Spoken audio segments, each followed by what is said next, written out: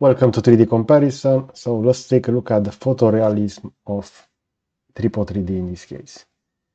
Now, I'm gonna open over here various case studies, and we see over here that, for example, for this one, we see that the photorealism of the dog over here is pretty good.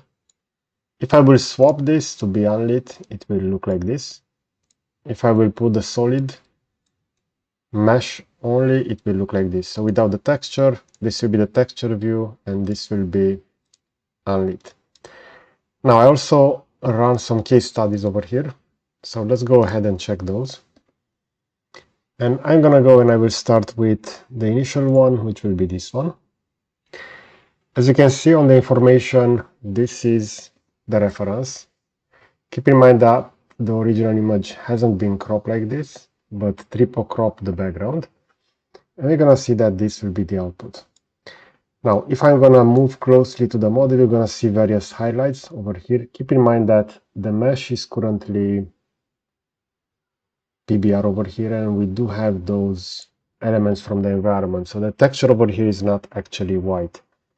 If I'm gonna go within the settings, and if I will enable auto rotation of the environment, we're gonna see how those will shift. So again, keep that in mind when you are seeing some weird textures over here, that they are not actually white. This is actually problematic, as you can see. So that should be changed, but that was what generative AI created. Now from the back, the model will look like this. So we do have that lamp over there that should be removed. Not sure exactly why it decided to create that, but we see over here that after the cropping, we did have the following, so maybe that was the main reason. And for the cub over here, we see the tail. As you can see, the tail is slightly cut off at the end, but still, overall, I'm quite impressed with this model over here. Now, let's check some other models. We see this one, this is the reference. We see that the background hasn't been cropped in this case.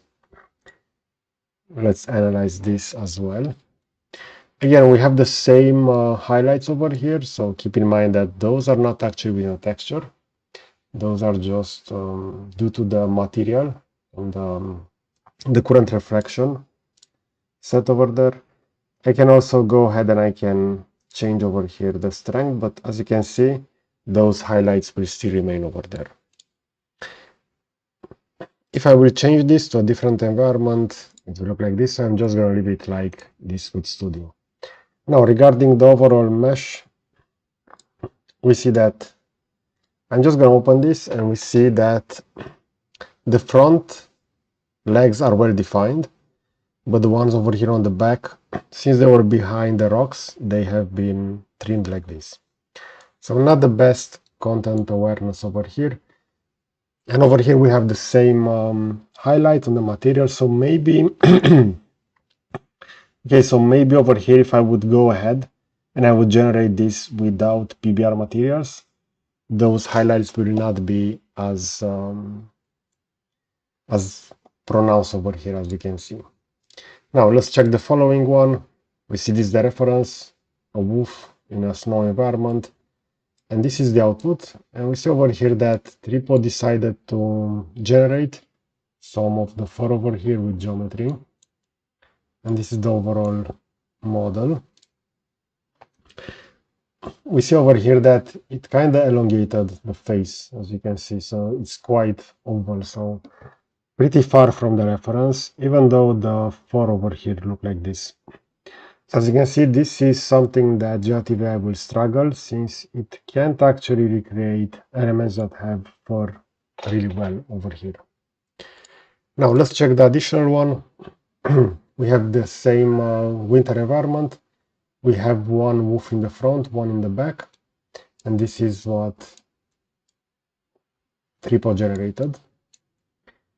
Again, ignore those highlights with white because they are not actually within the texture. That is due to the PBR material. And we do have the main wolf over here pretty well defined. The one over here on the back, we only have the tail and the legs, as we can see over here, and the torso. But other than that, we see that the main wolf in this case is a little bit better than the previous one. We don't have many areas where Tripo tried to generate those fur elements, so we do have some over here.